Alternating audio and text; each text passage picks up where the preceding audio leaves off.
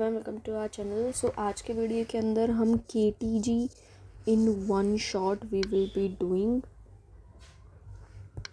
ठीक है, okay. So short notes की तरह तुम्हें इसे लेना है। सबसे पहले नंबर ऑफ मोल्स किसके इक्वल होता है? Number of moles is equal to given mass upon molar mass, और we can say number of molecules और आटम्स अपॉन एवोगैड्रोस नंबर। ठीक है, PV is equal to nRT, this is for the ideal gases. R की value क्या होती है? 8.314 joule पर kelvin मोल पर मोल। KB ये किसके इक्वल होता है? R/Na के इक्वल होता है। ठीक है, KB इज़ R/Na। R की वैल्यू ये है एंड Na की वैल्यू 6.03 इंटू 10⁻23 होती है। तो KB की वैल्यू कितनी है? KB की वैल्यू होती है 1.38 इंटू 10⁻23 जूल पर केल्विन पर मोल। ठीक है, 1.38 इंटू 10⁻23। अब VRMS कितना होता है? VRMS is √3RT/m। V most probable speed क्या होती है? Most probable speed is √2RT/m। RMS होती है 3RT/m, मोस्ट प्रोबेबल स्पीड होती है √2RT/m। V average is √8RT/m। V average is √8RT/m, √RT/m। ठीक है, अब प्रॉपर्टीज ऑफ KTG, कुछ पॉस्टुलेट्स है KTG के। Ideal gas consist of particle the ideal gas consist of particles which are in random motion and obey Newton's laws of motion. जो ideal gas के अंदर इस तरह के पार्टिकल्स होते हैं, आइडियल गैस के जो पार्टिकल्स हैं वो क्या करते हैं? रेंडम मोशन करते हैं, मतलब रेंडमली ऐसे घूमते रहते हैं एंड वो न्यूटन्स लॉज ऑफ मोशन को भी फॉलो करते हैं। ये जो पार्टिकल्स है वो सिंगल एटम हो सकता है या फिर ग्रुप ऑफ एटम भी हो सकता है। ठीक है, जो टोटल नंबर ऑफ मॉलिक्यूल्स है वो ज़्यादा होते हैं। ठीक है, थर्ड है the volume occupied by the molecule is negligibly small fraction of volume occupied by the gas. जो मॉलिक्यूल्स वॉल्यूम ऑक्यूपाई करते हैं वो बहुत ही ज़्यादा कम होते हैं, हम अगर गैस के वॉल्यूम के कंपैरिजन में देखें तो। फोर्थ, कोई भी फोर्स एक्ट नहीं करता है मॉलिक्यूल पर accept during a collision either with the container walls और विद द मॉलिक्यूल्स। मतलब मॉलिक्यूल के ऊपर सिर्फ और सिर्फ कौन सी फोर्स लगती है? मॉलिक्यूल के ऊपर सिर्फ और सिर्फ किसकी फोर्स लगती है? जब वो कोलिजन होता है, इन मॉलिक्यूल्स के बीच में जब कोलिजन होता है उस टाइम पर लगेगी, या फिर जब कंटेनर के साथ ये टकरा कर अपने कोलाइड कर रहे हो ये कंटेनर के साथ। ठीक है, इसके अलावा कोई फोर्स नहीं लगती। जो ये कोलिजन है ये इलास्टिक कोलिजन होते हैं, इलास्टिक कोलिजन है एंड ये नेग्लिजिबल ड्यूरेशन के होता है, मतलब बहुत ही माइन्यूट सेकंड्स के अंदर ये कोलिजन हो जाता है। अब pressure exerted by a gas,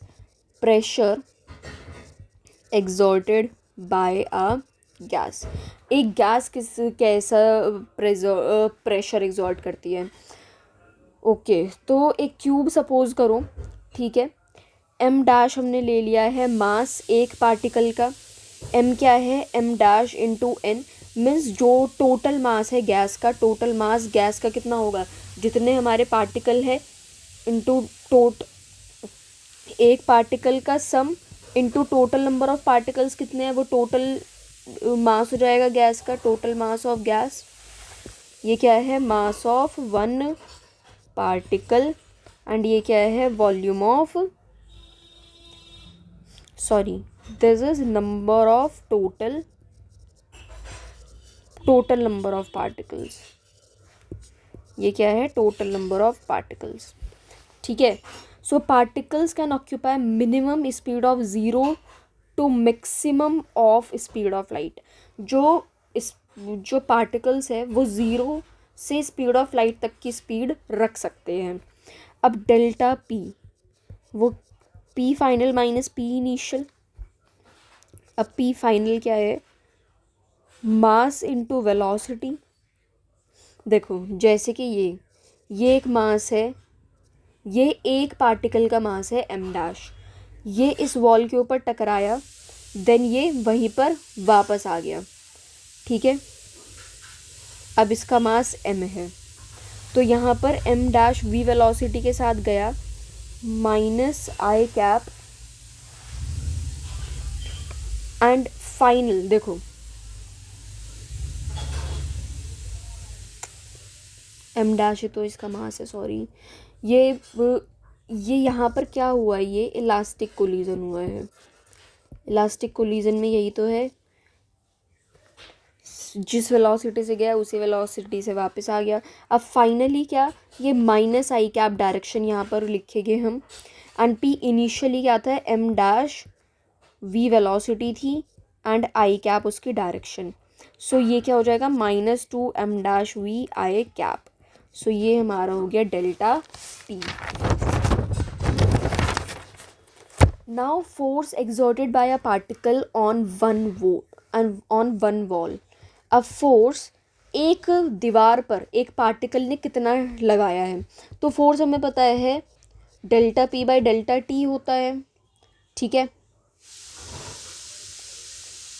so V1 basically क्या होगा, V1 x का स्क्वायर, V1 y का स्क्वायर, जो भी जिस डायरेक्शन में वो है उसके अकॉर्डिंग हम निकालेंगे। सो ये क्या है हमारा, 2m-v1x अपॉन 12/v1x। तो देखो हम फोर्स निकाल रहे हैं ना, ये क्या निकाला था हमने यहाँ पर, डेल्टा पी निकाला था। अभी हम डायरेक्शन को निगलेक्ट कर रहे हैं, मतलब हम डायरेक्शन पे ध्यान नहीं दे रहे हैं, अभी उसे अवॉइड कर रहे हैं। सो ये 2m-v माइनस आई कैप, मतलब मोमेंटम डेल्टा पी तो यही है ना।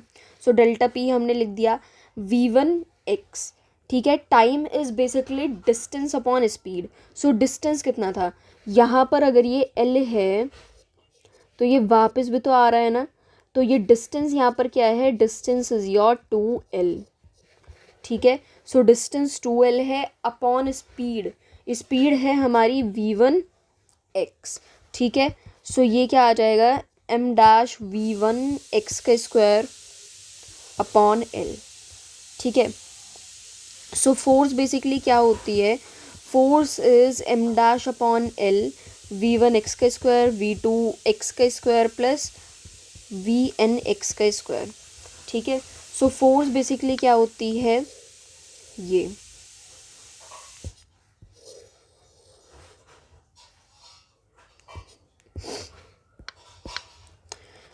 सो velocities where are in x, जो वेलोसिटीज x के अंदर है, देखो देखो देखो सिंपली अगर मैं p एवरेज निकालूं, सो p एवरेज निकालूं, so that is px plus P Y plus P Z upon 3, या फिर वी कैन से 2px प्लस, मतलब ऊपर नीचे 2 से मल्टीप्लाई कर दिया, सेम ही तो बात है, 2pz अपॉन 6, ठीक है। सो m-3l³ एंड ये v1x का स्क्वायर, v1y का स्क्वायर प्लस v1z का स्क्वायर, vnx का स्क्वायर प्लस vny का स्क्वायर प्लस vnz का स्क्वायर, ठीक है।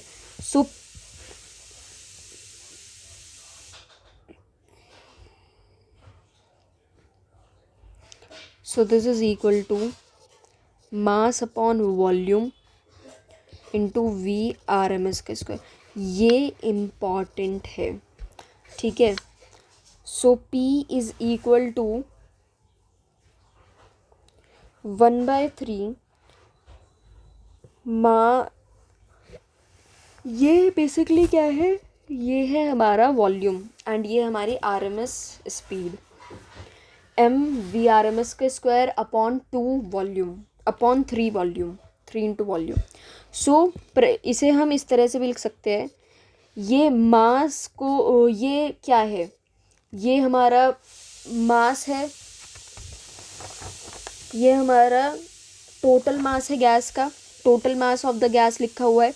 हम इसे m डैश n VRMS का स्क्वायर अपॉन 3 इस तरह से भी लिख सकते हैं, ठीक है।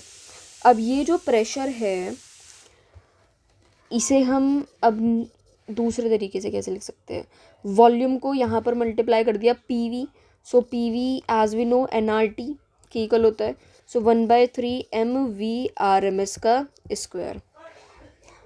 Number of moles is equal to mass upon molar mass, mass upon molar mass 2RT is equal to 1/3 MVRMS का स्क्वायर।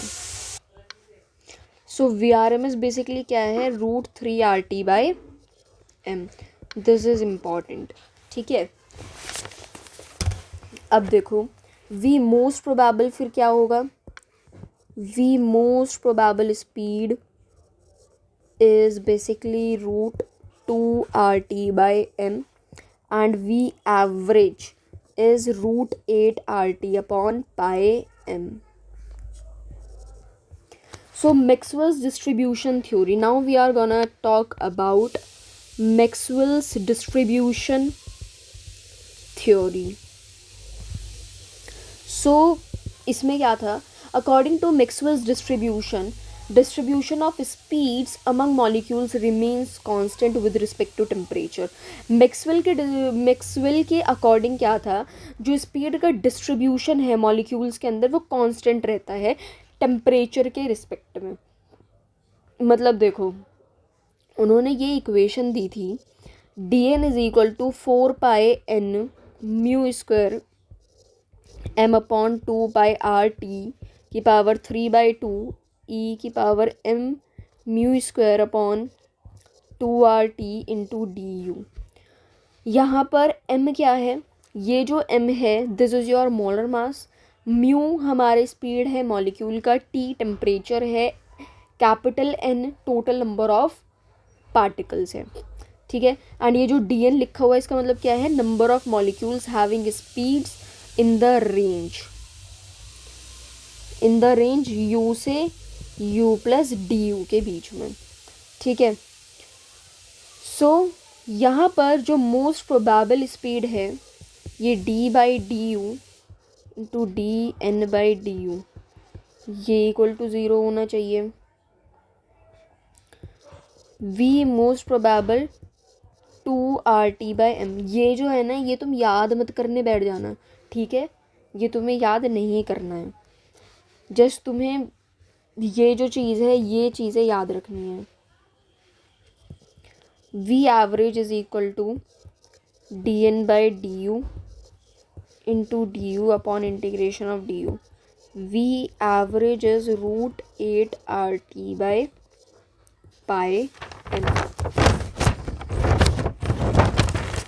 अब हमने ग्राफ देख रहे हैं, ये dN/du एंड u के बीच में ग्राफ है।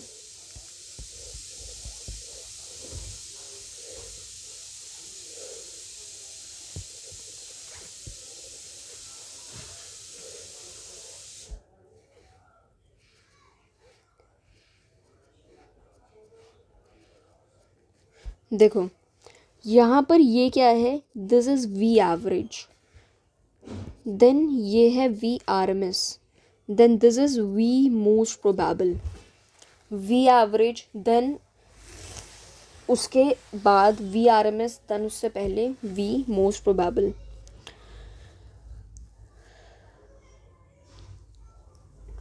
अगर हम इसका एरिया निकालेंगे, अगर मुझे ये ग्राफ क्वेश्चन में दिया गया एंड उसमें एरिया अगर मैं निकालूंगी तो मुझे क्या बताएगा, total number of particles, total number of particles.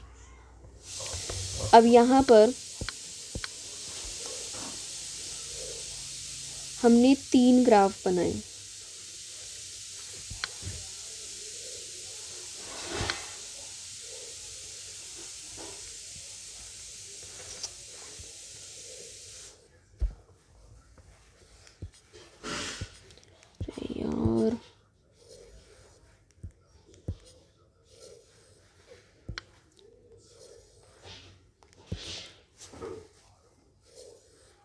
हाँ, इस तरह से है, मतलब ये आगे बढ़ते जा रहा है टाइम के साथ एंड कम भी होता जा रहा है।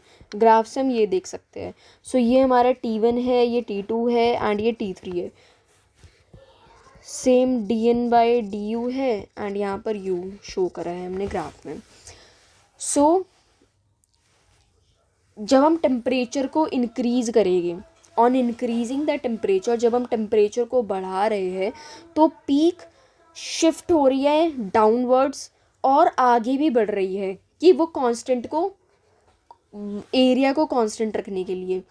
टेम्परेचर को बढ़ाने पर जो हमारी पीक है वो आगे को शिफ्ट भी कर रही है एंड वो डाउन को जो पीक है वो हमारी नीचे हो रही है एंड आगे को भी शिफ्ट कर रही है।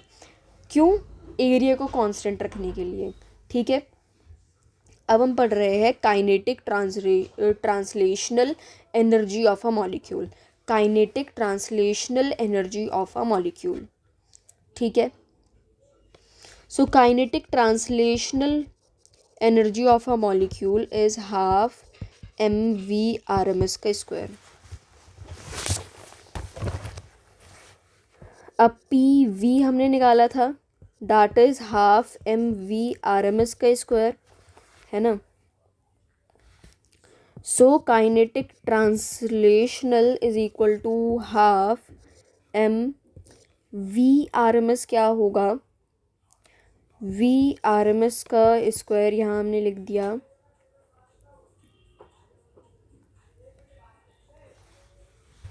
देखो मैं तुम्हें डायरेक्ट बता देती हूँ। जो ये प्रेशर है, pressure is equal to 2/3 kinetic energy translational upon volume. Pressure is equal to 2/3 kinetic energy translational और अपॉन वॉल्यूम। अब degree of freedom, degree of freedom, ये हम लो टेम्परेचर पर बात करते हैं। Number of independent ways in which a molecule can possess energy.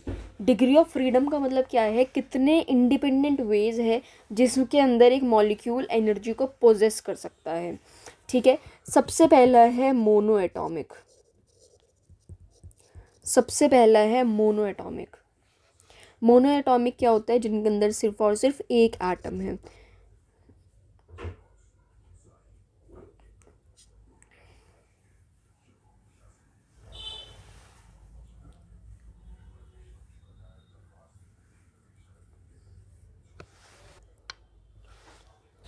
Mono atomic एक है, ये वाई एक्सिस, ये एक्स एक्सिस, ये बाहर की तरफ हम जेड एक्सिस मान लेते हैं।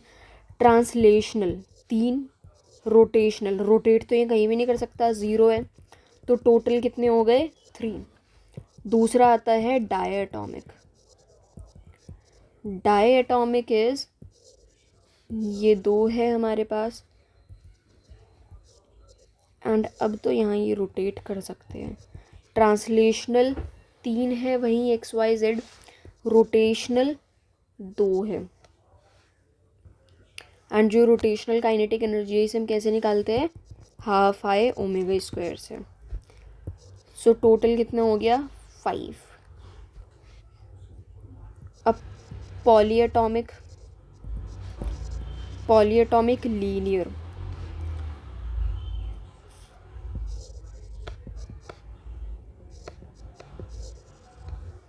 ट्रांसलेशनल 3 है, रोटेशनल 2 है एंड ये 5। अब पॉलीएटॉमिक नॉन लीनियर, जैसे कि CH4 ले लो, CH4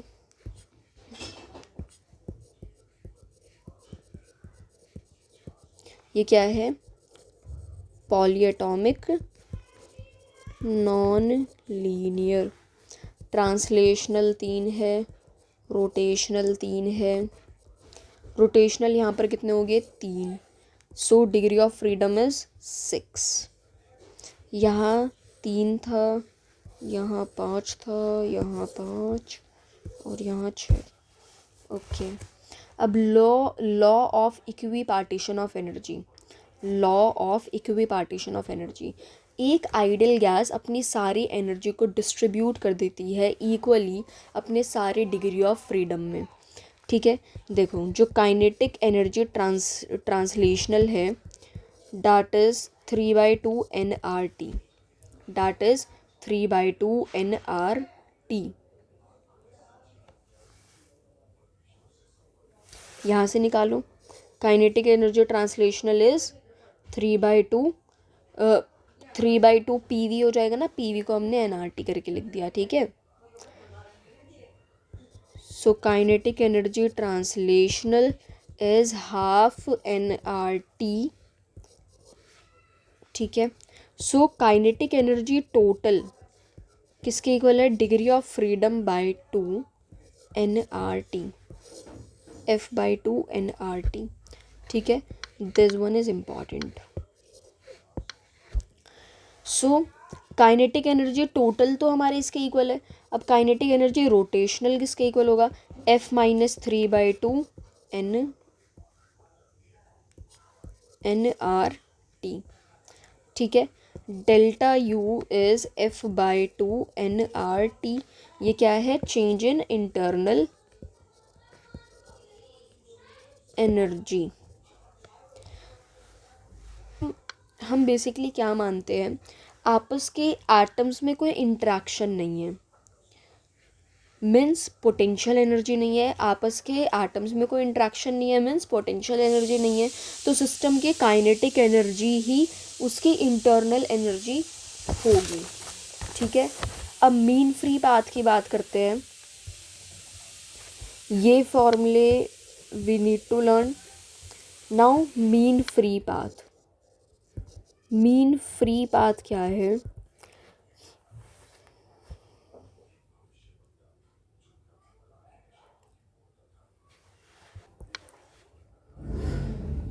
number density. Number density क्या है, number of atoms per volume, number of collisions in t second is number density. Number density को हम इस तरह से ईटा से रिप्रेजेंट करते हैं, πd²VT। ये πd² क्या है, this is area and VT is length, ठीक है। एक बार इसकी फिगर बना देते हैं। यहाँ इस तरह से हमारे पास है,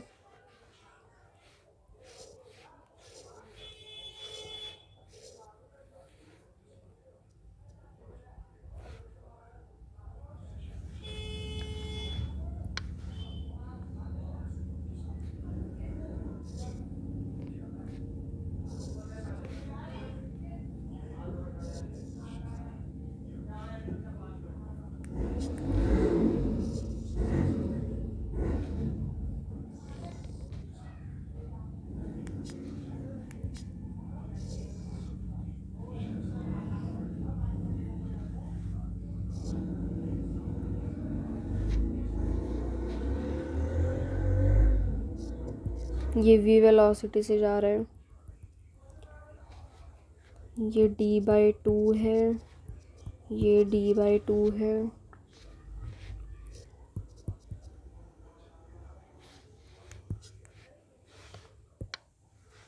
ये VT,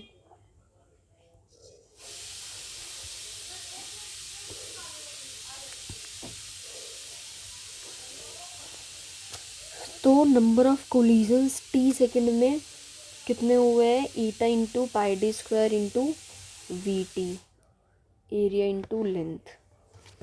length basically distance is speed into time, तो ये वही तो है भाई, ठीक है। Area is πd², d is basically this. अब कोलिजन की फ्रीक्वेंसी कितनी है, number of collision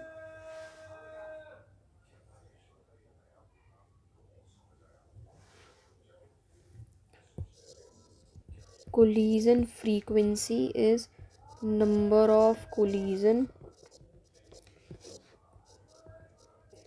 in time t, that is n pi d square v आ गया, ठीक है। जस्ट टी से तो डिवाइड करना था, eta pi d square v. Now relaxation time क्या है,